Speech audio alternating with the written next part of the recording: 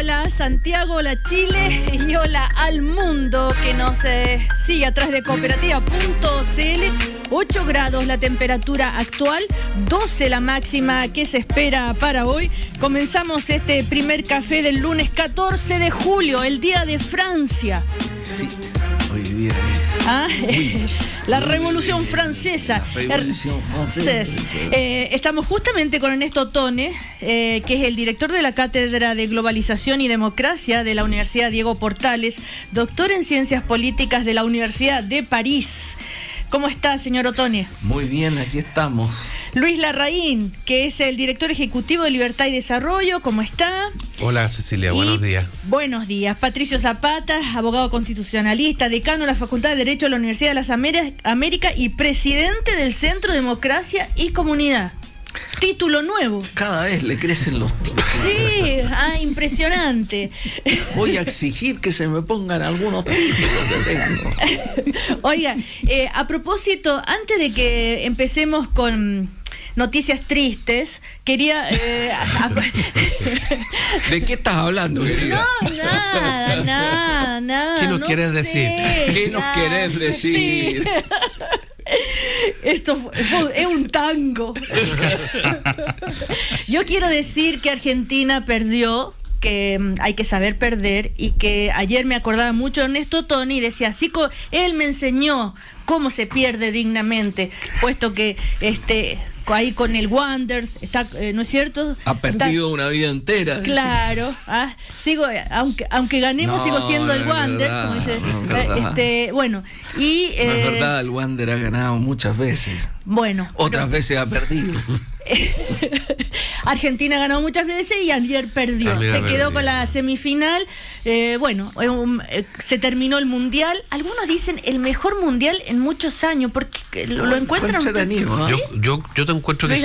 Yo creo que sí. Yo, por ejemplo, estuve en el mundial pasado también en Sudáfrica y no tuvo la emoción que tuvo ni la calidad de los partidos, ni la cantidad de goles. Igualó al de Francia como el mundial con más goles, ¿no? Y hubo partidos muy buenos, y hubo equipos excelentes que jugaron muy bien. Sí. Se vio buen fútbol. Bueno, y algo más, no sé, ¿qué les pasó ayer? Mira, los primeros, ¿qué opinan? Yo opino que, Alemania fue un gran equipo. No un equipo de jugadores excepcionales. Hay un gran equipo como conjunto. Hay jugadores muy buenos, ¿sí? Y jugó un campeonato mundial muy regular. Desde el primer momento marcó que iba a ser un gran equipo, y en eso hay una cierta justicia que no siempre se da en el fútbol. Pero quiero decir que Argentina, yo creo que no debería ser mal recibido en Buenos Aires. Argentina fue un equipo que fue subiendo su rendimiento, y que este partido final lo jugó de igual a igual. La cosa pudo haber sido diferente si se hubieran aprovechado las oportunidades que tuvieron, algunas increíbles que perdieron los goles estando solos. Y Higuaín, yo creo que para pasar a la historia como un... Sí, pero es un buen jugador, es un muy buen jugador, claro, pasar. Bueno, pero él hizo el gol también, ese gol que nos permitió... Claro, que no en la permitió, final. Claro. Sí. Oye, ahí, por eso te digo, jugó de igual a igual, hubo alargue. Casi a penales. Claro, casi se llegó a los penales. Entonces fue una buena final. Yo encuentro que fue una... Yo esperaba un partido más apretado, menos bueno. Sí, mira, yo esperaba una Alemania mucho más, una Alemania mucho más difícil. Sí.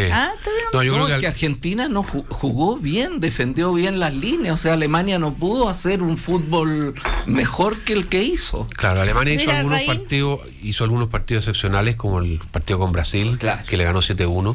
Con el partido con Portugal, donde Alemania debutó en el Mundial contra el equipo de Cristiano Ronaldo y prácticamente lo borró, le hizo 4-0 y se dio un festín. Entonces, lo que sucedió ayer en la final es que se vio a dos equipos parejos, que se respetaban mucho uno a otro, y en ese sentido yo creo que Argentina hizo un papel digno, y fue un digno subcampeón. Ahora, un poco la decepción, hay que decirlo, no es por cargar las tintas, fue Messi, porque se supone que Messi, siendo, como la mayoría de nosotros cree, el mejor jugador del mundo, era una persona que podía desequilibrar, que podía en instancias decisivas demostrar esa calidad y llevar a su equipo al triunfo, y no fue así, fue un Messi opaco, y primó aquí más, como decía al principio Ernesto, la solidez del equipo alemán, que a lo mejor no tuvo una estrella rutilante, pero tuvo jugadores como Philipp Lahm,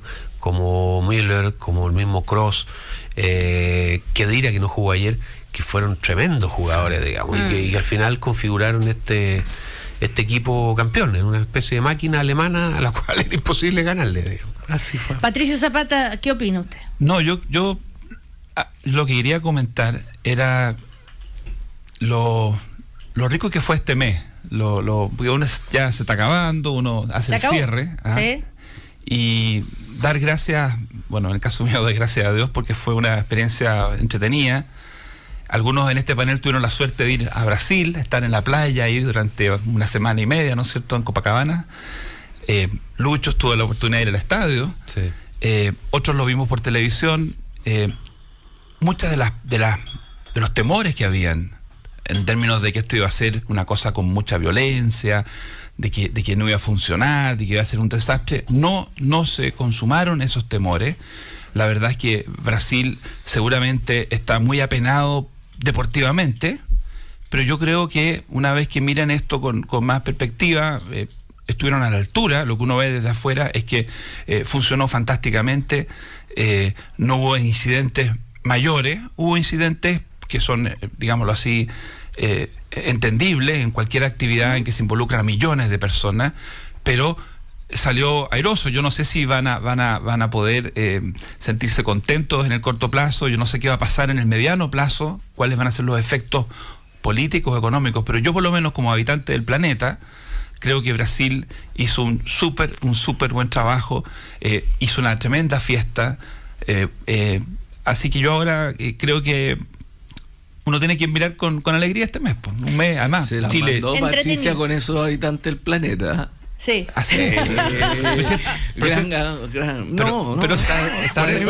eso me dan los nuevos títulos. Tremendo, con razón tiene tantos títulos. Es que está de viaje Patricio de día también, ¿eh? Pues habitante del planeta. Como representante del cosmopolitismo. Más que no.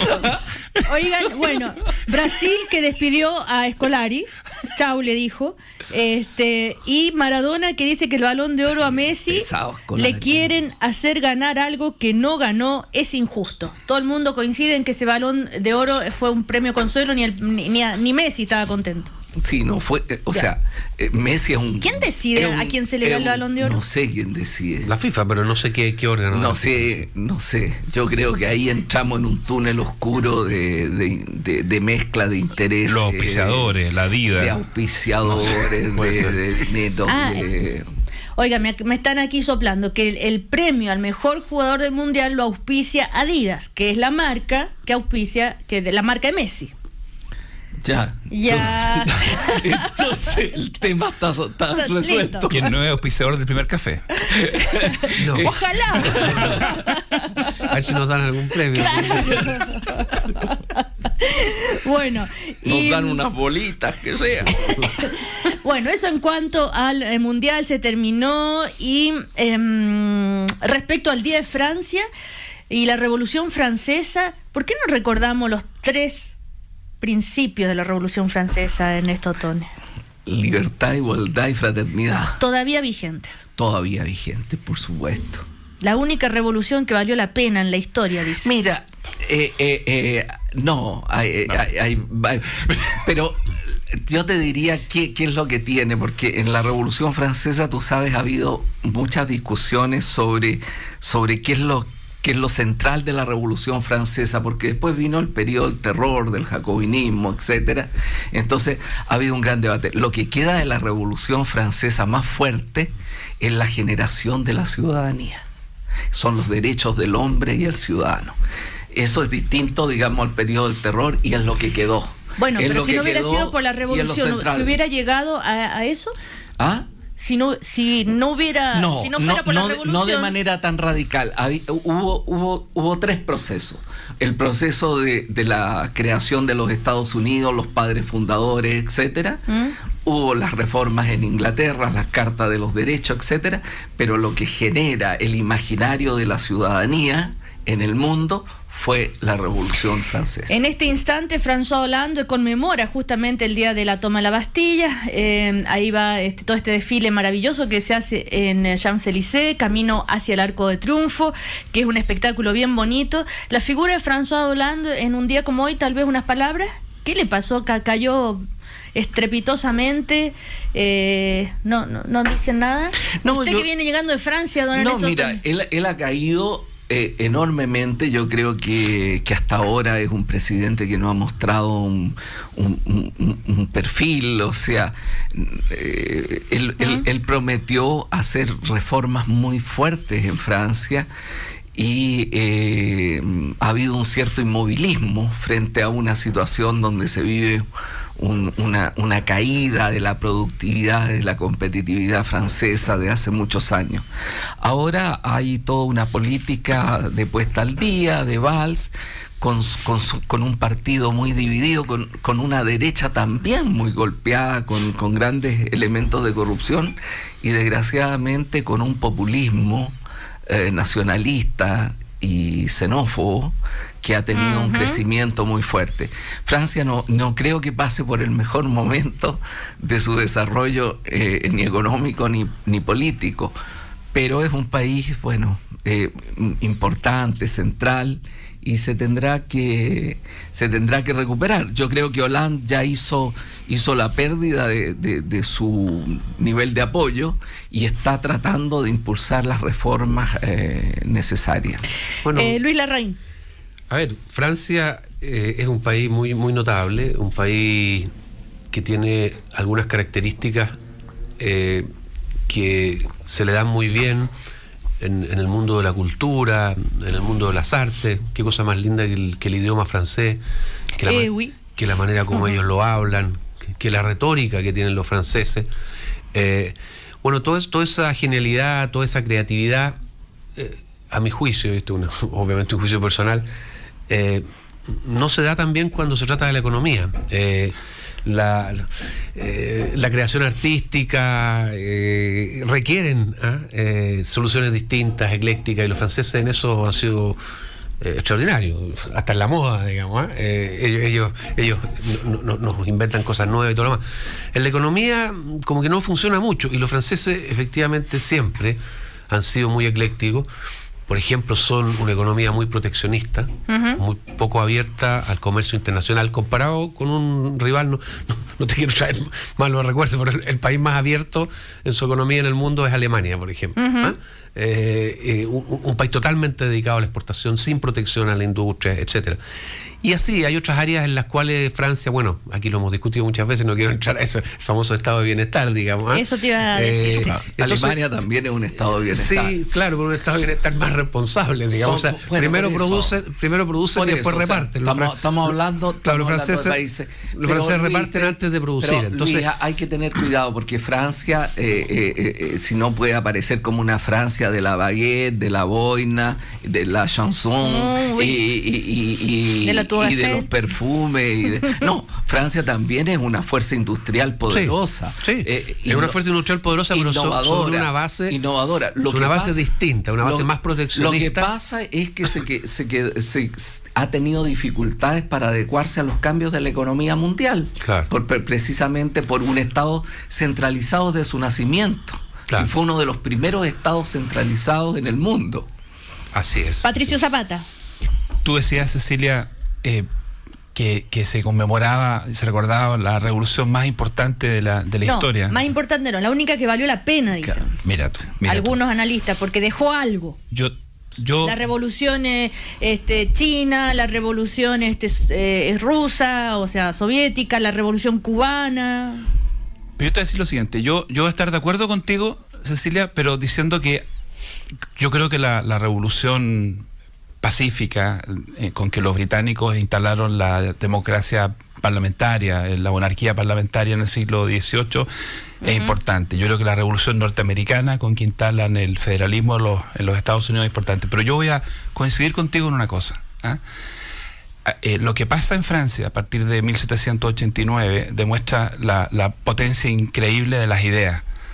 Porque como recordaba Ernesto, lo que pasó después, inmediatamente después de la toma de la Bastilla, de la transformación de los Estados Generales en la Asamblea Nacional, fue bien tremendo, porque vino la etapa terrorista de la revolución con Robespierre, después vino Napoleón Bonaparte, que instaló una dictadura, vino una tremenda guerra en toda Europa con miles de millones de muertos, cientos de miles de muertos, pero lo interesante es que después de todo eso y después de la restauración del absolutismo, esas ideas siguieron vivas y tuvieron una fuerza impresionante. O sea, no hubo manera de volver a encerrar en algún baúl, en algún sótano, esas ideas. Y se intentó hacerlo durante todo el siglo XIX.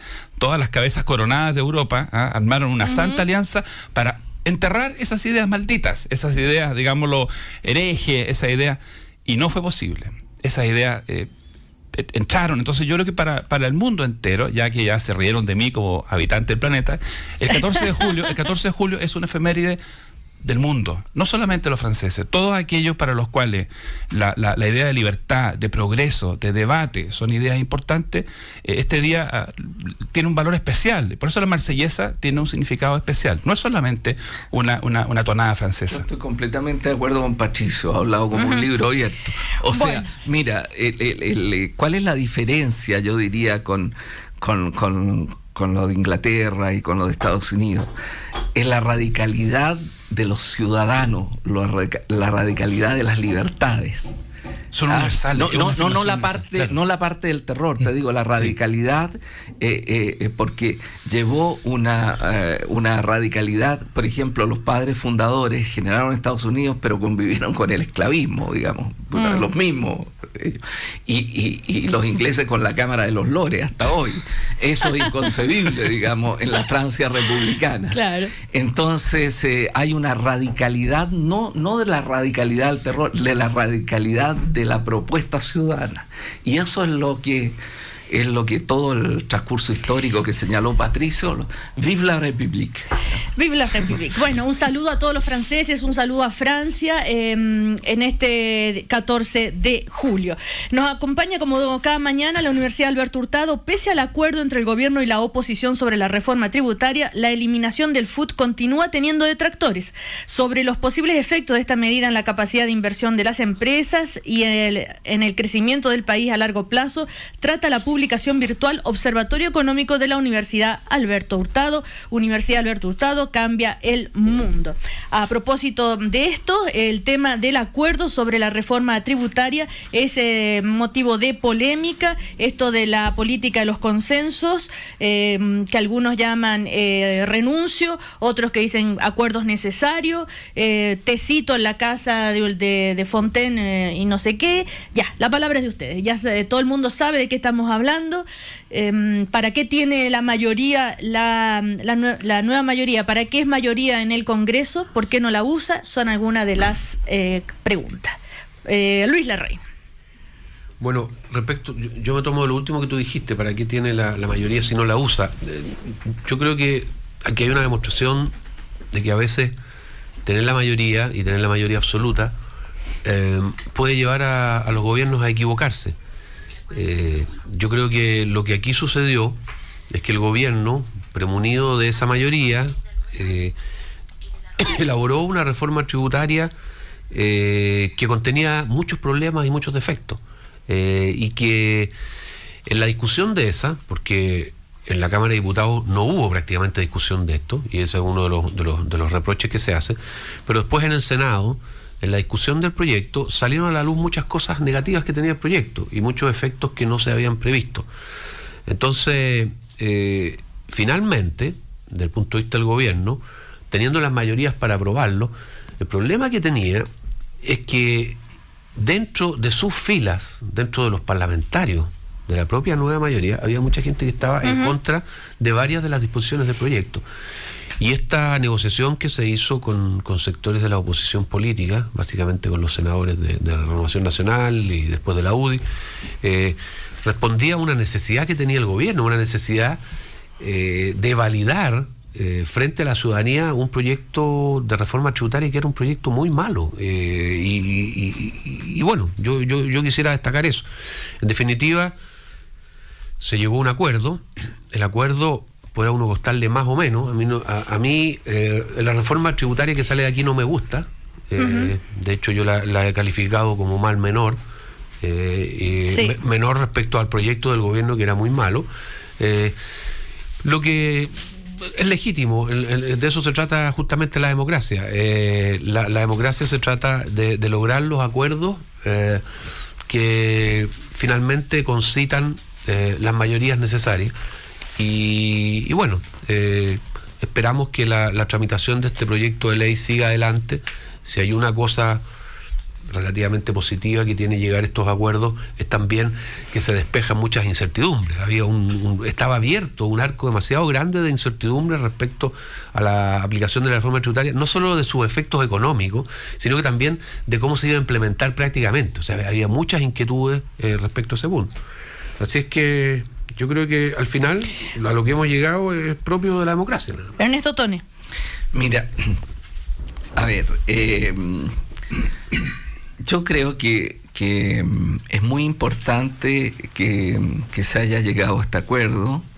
Me parece a mí, desde que la reforma es aprobada o el protocolo que se genera, es un protocolo en torno a dos puntos esenciales. Primero, se va a recaudar la cantidad que el gobierno quería recaudar, ¿ya? Algunos lo ponen en duda, eso, como sí, Engel. No, pero se va a recaudar esa cantidad o una cantidad muy cercana. ¿Ah? Yo entiendo que es muy legítimo ponerlo en duda, pero de acuerdo a la información que yo tengo, se va sí, lo que dice el ministro. Se va a recaudar. No, que tengo por varias partes. Ok. Tengo por varias partes, se va a recaudar eso. Y segundo, es una reforma de carácter progresivo. Es decir, cambia el modelo tributario chileno por un modelo tributario en donde la renta, el impuesto progresivo pasa a ocupar un lugar central. Y a mí eso me parece extraordinariamente importante para una sociedad más justa y más igualitaria. Eduardo Engel dice que es regresivo. Sí. No. Dice que algunos mecanismos regresivas ponen en riesgo alcanzar la meta de recaudación. Yo leí atentamente ese artículo. Así que no es eso lo que dice Engel. Engel se refiere a unos instrumentos. Sí, a unos instrumentos que no le gustan. Después de haber dicho que es progresiva. Hay luces, hay sombras, hay... Sí. Bueno. Hay muchas opiniones. Tú me estás preguntando la mía, yo te estoy dando la mía. Entonces, es una reforma que es un gran éxito desde el punto de vista de esos dos elementos centrales. Ahora hay muchos otros aspectos en los cuales se podrá haber discusión. Segundo, esta reforma exitosa se logra con un acuerdo.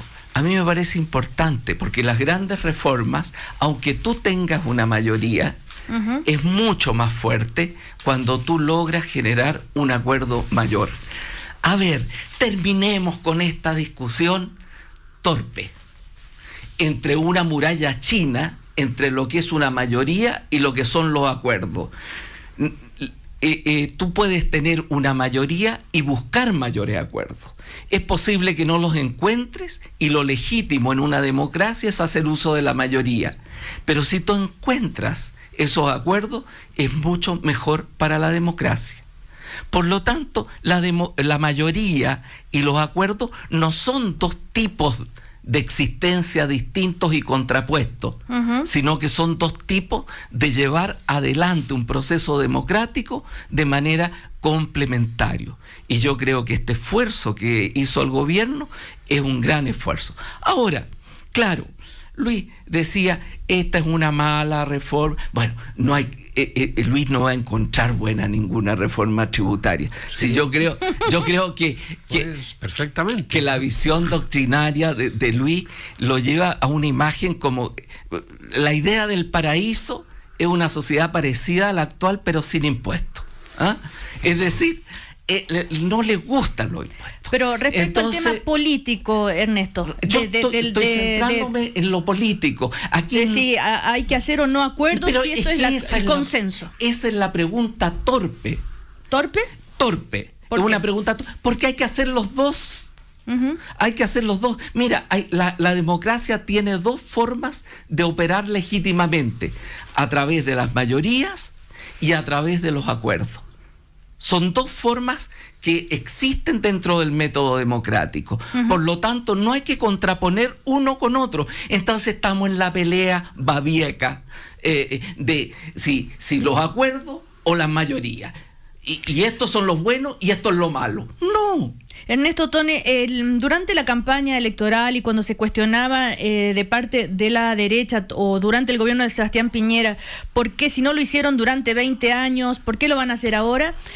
Uno de los argumentos que daba Ernesto Tone o Patricio Zapata y tantos otros era porque no teníamos los votos, porque no éramos mayoría, porque no podíamos aprobar las leyes. Ahora que son mayoría... Pero Cecilia, sería legítima la pregunta. No lo estoy diciendo yo, me estoy haciendo eco de los cuestionamientos. A los ecos de los cuestionamientos le respondo. Le respondo. Por supuesto que se va a hacer uso de la mayoría. En un momento determinado, si no hay acuerdo, es legítimo que se use la mayoría. La no existencia de mayoría, ¿tú crees que en estos acuerdos no pesó el hecho de ser mayoría? Claro que pesó, pues. Ahí está la teoría del mal menor.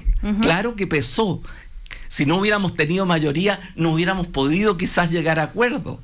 Sería la respuesta a los ecos que tú estás trayendo a esta mesa.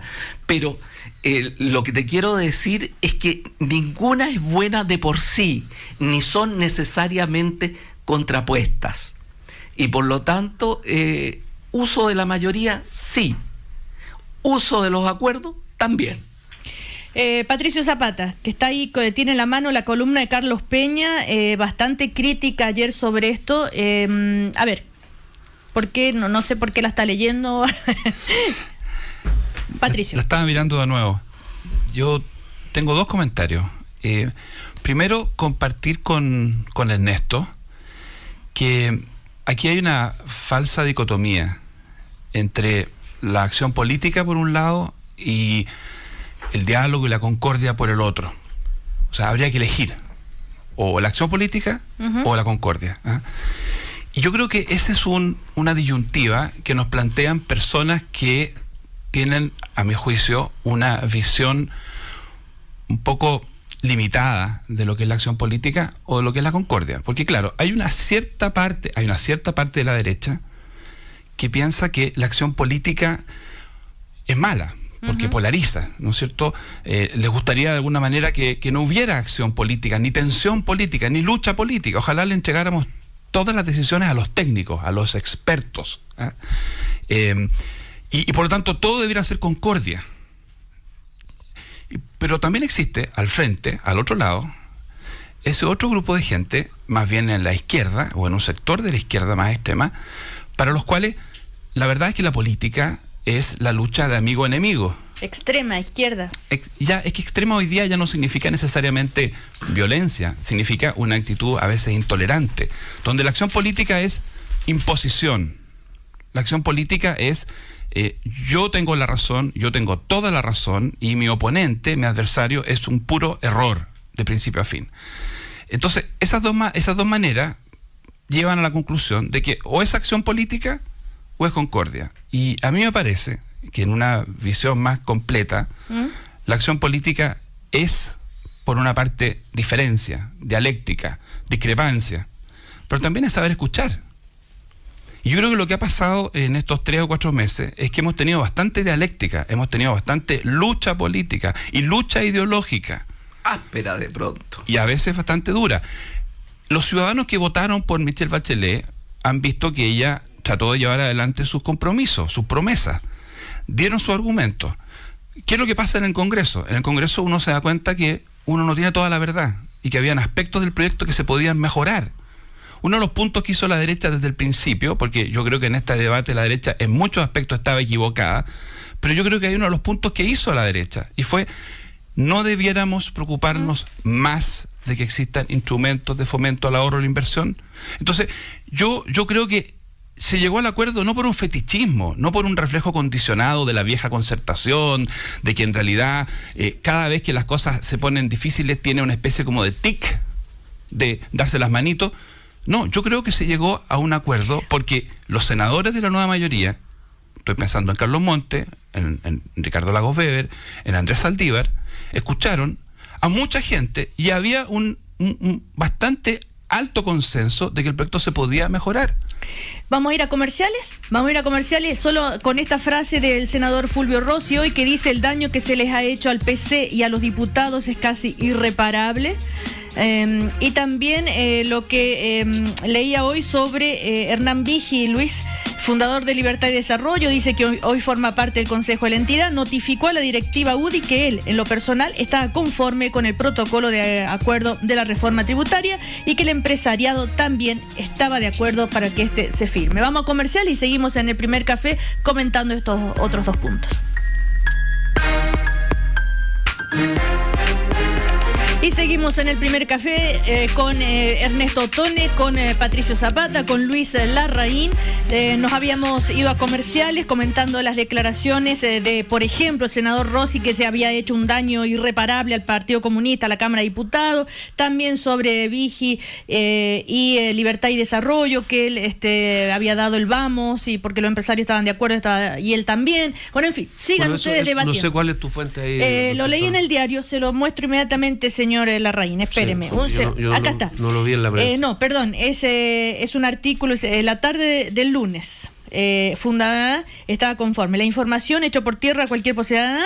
¿Pero de quién es el artículo? De Clinic. Ah, ya. Así, cuando el martes retornó al país el presidente intentó poner una... No sé si Clinic es la mejor fuente para reflejar el pensamiento de Vigi o de Libertad de Desarrollo, porque Vigi no ha hecho ninguna declaración. Nosotros lo que hemos dicho... No es una opinión, es como un reportaje con fuentes. Bueno, pero hay gran cantidad de empresarios que ayer en el diario señalaban lo que pasa es que importante que era esto. Hay que diferenciar una cosa de la otra. Pero bueno, yo por lo menos la opinión de Libertad de Desarrollo, la opinión mía, yo soy el director ejecutivo, y la he hecho ver en una columna en el diario El Mercurio. Desde nuestro punto de vista, esto entra justamente dentro de la categoría de lo que es el mal menor, que es un concepto filosófico y político muy claro. Nosotros creemos que el resultante de esto va a ser una reforma tributaria negativa, nosotros lo hemos dicho desde el principio, pero la concurrencia de parlamentarios de la oposición, el acuerdo ha logrado atenuar algunos de estos efectos. Yo creo que, contrariamente a lo que cree mucha gente de la izquierda más dura, aquí se le ha hecho un favor al gobierno, porque la reforma tributaria que hubieran aprobado sin estos cambios habría sido un bochorno con graves efectos sobre la economía y además inaplicable por algunos de los problemas, como esta famosa renta atribuida que se inventó, digamos, y que tenía graves problemas de implementación. Entonces, al final, como decía, yo creo que esto se incluye dentro del mal menor. No va a ser un buen resultado, pero es mejor de lo que teníamos. Y desde ese punto de vista, políticamente, moralmente, o cualquier forma que uno lo vea, el mal menor te dice de que tú puedes concurrir a un acuerdo en ese sentido, lo que no significa, y al revés, que tú creas que el acuerdo, o sea, que lo resultante es bueno. Uno de los requisitos filosóficos, por así decirlo, del mal menor es reconocer que se trata de un mal, y que por lo tanto los efectos van a ser malos. Ahora, eso es un punto de vista muy distinto al que han expresado aquí mis compañeros de panel, pero eso explica que gente de la centro-derecha haya concurrido a este acuerdo después de decir, como lo dijeron cuando se presentó el proyecto, que este era un muy mal proyecto. Pero por supuesto, si no les va a gustar el proyecto. Yo creo que vamos por partes. Yo creo que es bueno que se haga un esfuerzo. Yo no creo que el proyecto era perfecto. Efectivamente habían instrumentos que eran perfeccionables, mejorables, etcétera, pero lo central, Cecilia, es que los dos objetivos centrales que se había planteado el gobierno, y que es una cuestión eso sí que es histórico, porque se usan las palabras, es que entremos a un modelo tributario donde hay un nuevo pacto fiscal, donde hay una nueva forma en el cual hay una progresividad fuerte respecto a las rentas. Y segundo, aumenta fuertemente la cantidad recaudada. Yo creo que eso es en régimen. Y yo creo que eso va a ser muy importante para tener un país más justo y más igualitario en el futuro. Esta es una reforma instrumental que permite ir desarrollando un país más justo, más igualitario, que va a tener igualmente inversión, igualmente ahorro, va a tener una fuerte competitividad, y una parte de la competitividad es también la igualdad. Y volvemos a lo que decimos siempre, de que los países más competitivos en el mundo son además países con niveles de igualdad mucho mayor, y que ya lo tenían antes. Patricia. Entonces, perdón, eso es muy importante. Ahora, naturalmente, Cecilia, el mundo de los acuerdos, mira la lectura que tiene de los acuerdos Luis, pues es completamente distinta a la que tengo yo. Él no está contento con esto. Yo estoy contento con esto. Yo creo que es bueno. Él dice esto le ayuda al gobierno. Yo estoy de acuerdo, esto muestra liderazgo del gobierno, muestra un fuerte liderazgo del gobierno, pero también muestra una oposición realista, muestra una oposición que no le gustan estos acuerdos, pero que sin embargo se da cuenta que no puede oponerse a estos acuerdos y elige lo que él llama el mal menor. Pero Luis Larraín no es que no esté de acuerdo con los acuerdos, sino que no está de acuerdo con la reforma. No estoy de acuerdo con el proyecto. Lo considera un mal menor. No estoy de acuerdo con el proyecto que resulta. Sí, porque lo considera un mal menor. Pero eso no quiere decir que no esté de acuerdo con que se haya llegado a estos protocolos. Yo creo que al final, claro, esto refleja las diferencias que tenemos sobre este punto. Nosotros, aquí, para alguna gente, el gran valor... Es bien paradojal. El gran valor que tiene este acuerdo es que, desde el punto de vista de la izquierda, digamos, es que rescata de que aumenta la tributación en 3% del PIB. Para mí eso es una aberración, o sea, una verdadera aberración. O sea, el que aumente la tributación no tiene ningún valor en sí. Podría tener valor en la medida en que esos recursos que se recauden ayuden a resolver problemas. Y ahí entramos entonces dentro del otro tema, que es la reforma educacional, que es la que supone que va a consumir la mayor parte de estos recursos. Y aquí mismo hemos discutido, y también en la opinión pública hay otra discusión, y en la sociedad chilena hay otra discusión respecto a esta famosa reforma, en que aquí algunos hemos sido muy críticos a decir que los proyectos del ministro Izaguirre lo que hacen es gastar una buena parte de la reforma en comprar colegios privados, digamos, que es una cuestión que no tiene que ver con la calidad de la educación. Entonces, yo creo que con este acuerdo, que muchos están muy felices, porque Chile, fíjate que Chile es uno de los 3 países más pobres de la OCDE, esta organización, este club de países que tiene 30 y tantos países. Chile es uno de los 3 países más pobres de la OCDE, y después de esta reforma va a quedar con tasas de impuestos mayores al promedio de la OCDE. Eso es lo que va a suceder, con lo cual nuestra competitividad va a disminuir, y en definitiva vamos a tener efectos sobre la economía chilena que van a atentar contra las posibilidades de empleo de las personas de menos recursos, incluso contra el tema de la desigualdad. Entonces, esta es una cuestión que realmente muchos toman como hecho que es bueno que aumente la tributación en 3 puntos del PIB. Mira, yo creo que no es bueno. Te digo porque es bueno, Luis Larraín, te digo porque es bueno, porque resulta que los países más competitivos y más igualitarios tienen una carga de impuestos mucho mayor y progresiva. Porque en los países, 20 años adelante nosotros en los crecimiento. No, si lo tenían ya, lo tenían ya hace 20 años. Y resulta que en las sociedades más igualitarias, cuando tú tomas los ingresos nominales y tomas los ingresos reales, hay 10 puntos de diferencia que mejoran y morigeran las desigualdades. Y en Chile hay 1 punto. Y hay países latinoamericanos donde no hay ni siquiera 1 punto. Entonces, no vamos a tener una sociedad más igualitaria si no tenemos también una tributación más justa. Y eso es lo que ha logrado este proyecto. ¿Le gusta eso a quienes defienden el doctrinarismo neoclásico? No, no les gusta. Ellos tienen una doctrina en la cual piensan que está bien que las sociedades sean muy desiguales. No. Lo que pasa es que nosotros creemos de que no va a disminuir la desigualdad por comprarle colegio a los particulares o por entregarle universidad gratis a mi hijo o a los hijos de la gente de más recursos. Ese es un recursos. Argumento tendencioso. No es así. Esos son los proyectos que ha presentado. Esos son los proyectos que ha presentado el ministro de Educación. Después discutamos el tema de educación. Lo que yo te estoy discutiendo son discusiones indisolubles. No son porque indisolubles. no es bueno aumentar los recursos del Estado per se.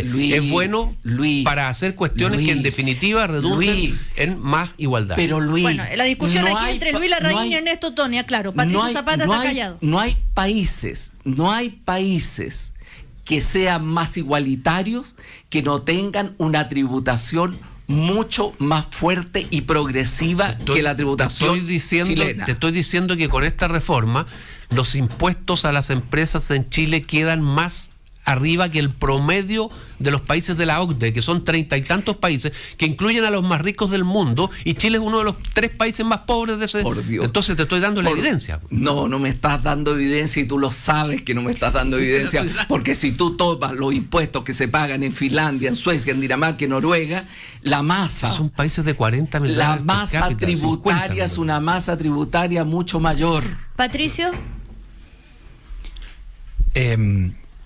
A ver, yo está viajando, es ciudadano del mundo. Sí. No. Estoy súper atento escuchando esta discusión, y yo quiero referirme a lo que significa, a mi juicio, esta reforma tributaria para el sentido de este gobierno. Cuando Michelle Bachelet sacó el 62% en segunda vuelta, que es una tremenda cantidad de votos. Es la votación más alta que ha tenido una persona para llegar a la moneda desde que elegimos en forma directa en Chile en una elección competitiva. Fíjate, una posibilidad era que esto pasara a la historia como una más de las ocasiones en que una personalidad carismática saca un 62%. Lo que pasó, por ejemplo, cuando Juan Domingo Perón volvió de Europa el año 73, fíjate que sacó un 62%. Eso fue lo que sacó Perón en el 73. ¿Cuál es el problema? En ese 62% ojalá estaba... no sigamos la misma trayectoria de Argentina. Justamente, déjame terminar el argumento, Luis. En ese 62% estaba desde la AAA, la ultraderecha argentina, hasta los montoneros. O sea, todo el mundo que votó por Perón tenía una idea distinta de lo que había que hacer. Y obviamente ese gobierno fue un desastre. Ese cortísimo gobierno, hasta que murió, digamos, Perón, fue un desastre. Porque lo único que unía a esa gente, a esa gran masa de argentinos, era la personalidad carismática del viejo Perón. Y lo que está, a mi juicio, en discusión acá, es si este gobierno de esta presidenta tan popular tiene o no una propuesta que hacer. Que obviamente no va a ser una propuesta que va a dejar contento a la gente que votó por Marcel Claude o Roxana Miranda, que son las personas que están tuiteando ahora diciendo, la traición al programa, ¿cómo puede ser? O la gente que votó por Marco Enrique Ominami, que en la segunda vuelta decidió abstenerse. No votó por Michelle Bachelet. O sea, entre Evelyn Matei y Michelle Bachelet, Marco Enrique Ominami dijo, paso. Obviamente, esa gente está criticando. Cualquier cosa que haga este gobierno lo van a encontrar poco, una traición, una renuncia. La gente que votó por este gobierno quería más profundidad. ¿Y Lorenzini? La gente que votó por este gobierno quería más profundidad, entre ellos Pablo Lorenzini. Lo que tú estás planteando, Cecilia, es otra cosa, y es cómo se hace para que en la tramitación parlamentaria quede la menor cantidad de gente herida. Porque efectivamente es bien dramático que tú tengas una Cámara de Diputados que aprueba esto en 2 meses y medio, porque hay una presión para hacerlo antes del 21 de mayo, y que luego en el Senado hagan de nuevo el proyecto. Y esto no pasa solamente ahora, ha pasado muchas veces. Y eso es un problema de nuestro sistema bicameral. Los diputados a veces sienten que ellos son usados por el gobierno para aprobar a rajatabla. Después el Senado parte de cero, se pierde la discusión de la Cámara. Y es muy frustrante. Yo he conversado tantas veces con diputados que me dicen, yo le dediqué meses a un proyecto. Y llegó al Senado. En el Senado partieron de cero, y después, cuando viene el tercer trámite, le quiero contar a los auditores cómo funciona esto. Si el Senado aprueba algo distinto a lo que aprobó la Cámara, el proyecto vuelve a la Cámara de Diputados y la Cámara de Diputados tiene dos alternativas: o aceptar los cambios del Senado o insistir en sus puntos de vista. Si insiste, nos vamos a un nuevo trámite que se llama comisión mixta. Entonces ahí viene lo más terrible para los diputados, porque el gobierno, cualquier gobierno, se va con una pistola al pecho de los diputados y les dice: ya, aprueben lo que hizo el Senado, porque quiero sacar el proyecto luego. Ahora, ¿cuáles son las cosas que uno puede proponer a futuro? Uno puede proponer, por ejemplo, que algunos proyectos importantes partan por el Senado, para que alguna vez los senadores prueben esta amarga medicina. 2, que uno parta con comisiones mixtas. O sea, una alternativa es que uno comience la tramitación de un proyecto en una comisión mixta de diputados y senadores y después vaya a las dos cámaras. Esto es un problema estructural, Cecilia. Lo que ha pasado con la Cámara de Diputados, yo lo conozco de cerca, no es primera vez que ocurre, es muy frustrante, se sienten pasados a llevar, y creo que eso explica en parte el hecho de que muchos diputados de gran calidad, en el fondo lo único que quisieran es salir de la Cámara de Diputados e ir al Senado, porque sienten que es ahí donde realmente se decide, ahí donde se incide. Luis Larraín, nos quedan 5 minutos. Yo entiendo que el diputado Lorenzini, que defendió tan a rajatabla la tramitación irreflexiva de este proyecto en la Cámara de Diputados, esté un poco incómodo hoy día. Yo no sé si el diputado Lorenzini sabía que en este juego de ajedrez, que puede ser la tramitación legislativa de un proyecto de ley, él iba a ser un peón que se iba a sacrificar por parte del gobierno de Michelle Bachelet. Porque conocemos al diputado Lorenzini, es un tipo muy elocuente, efusivo en las cosas que dice. Colorido. De alto colorido, como dice Otone acá, que siempre tiene una descripción buena. Entonces, realmente él se la jugó por eso, y realmente quedó muy mal porque se hicieron cuestiones. O sea, Lorenzini dijo cosas como la siguiente, siendo presidente de la Comisión de Hacienda de la Cámara de Diputados. Primero, que no se había leído el proyecto. O sea, él lo dijo frente a los medios de comunicación, que él no se había leído el proyecto porque era un proyecto muy largo y muy complejo. Bueno, y en esas condiciones lo aprobó. Entonces, no se puede quejar después. Tienes que reconocer que el hombre es sincero. Claro, que está dentro de sus cualidades. Entonces, resulta que después, otra cosa, cuando se escuchó a los grupos que iban a exponer, los distintos gremios empresariales y distintos sectores de actividad pidieron exponer, y se le dijeron: todos ustedes pueden hacerlo y se pueden demorar 15 minutos.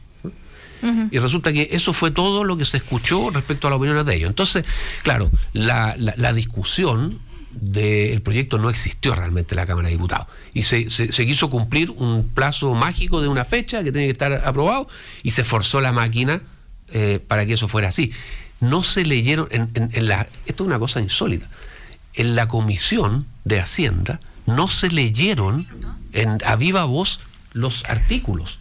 Los artículos. Sí. Esto, se aprueba artículo 1, se aprueba artículo 2, se aprueba. Digamos, Ahora, entonces, ¿cómo queremos legislar seriamente con ese tipo de cosas? A propósito de eso, razonablemente Aldo en el Senado Cornejo dice que si hay para la reforma educacional, entonces ahora la lección aprendida se va a hacer ahí en la Cámara de Diputados, y también lo dice el jefe de la bancada de la DC, Matías Walker. No sé dónde, pero el hecho es de que en el Senado fue muy distinto. El presidente de la Comisión de Hacienda del Senado, Ricardo Lagobert, tomó una decisión distinta.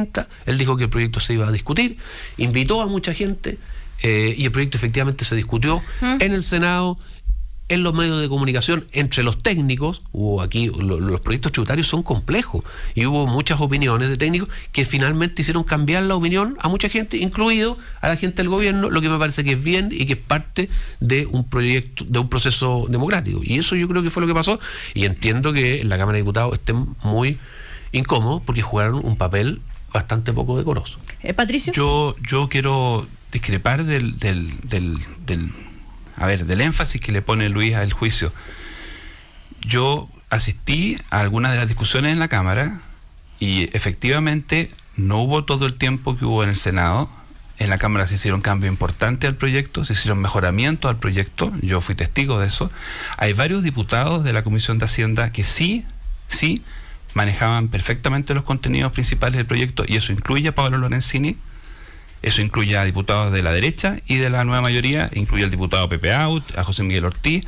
Yo creo que es un poquito injusto decir que aquí en la Cámara se hizo todo mal y en el Senado se hizo bien, porque hay un factor que no estamos tomando en cuenta, Y es que la gracia del proceso político democrático es que se empiezan a escuchar más voces. Y aquí hubo, por ejemplo, un movimiento que yo valoro de pequeños empresarios que se organizaron, de pymes, que empezaron a moverse, y eso empezó a actuar sobre el sistema político. Eso en abril no estaba actuando sobre el proceso político, en junio estaba con mucha fuerza actuando, y digo bienvenido a un proceso político que escucha a los estudiantes, escucha a los papás, a los colegios, y también escucha a los pequeños empresarios. Entonces, cuando la discusión llegó al Senado, teníamos a miles y decenas de miles de pequeños empresarios que estaban planteando un punto, y el hecho de que alguien, Luis, haya defendido el proyecto y después se hayan hecho cambios, no descalifica a esa persona. Yo defendí el proyecto desde el principio. Yo defendí el proyecto de reforma tributaria porque creo que era un buen proyecto, a diferencia tuya. Y ahora creo que es mejor todavía. O sea, yo creo que era bueno, ahora creo que es mejor porque como estamos en democracia, podemos incorporar la riqueza que aportan los que piensan distinto. Y eso es lo que antes no pasaba, antes cuando no teníamos democracia, y es algo de lo que hay que maravillarse todos los días. Chuta, le está llegando al claro, es que le estaba haciendo seña que se terminó. Sí, Patricio. No, que yo voy a estar fuera por 2 semanas. 2 semanas va a estar afuera. Ahí en el lugar de don Patricio Zapata va a llegar Gutenberg Martínez, que normalmente está otros días de la semana, pero va a estar los lunes que no está Patricio. Quiero decirles también que va a estar con nosotros el subsecretario de Hacienda para explicar la reforma tributaria a la ciudadanía, así que pueden hacer las preguntas a través de el Twitter @cooperativa, #unanueva, o también a través del correo electrónico unanueva@cooperativa.cl. Gracias, Patricio Zapata, que te vaya muy bien. Luis Larraín, hasta la próxima semana. Ernesto Tone también hasta la próxima semana. Hasta la próxima. Chau, chau. Y como hemos visto, todo es perfectible. Claro. Chao.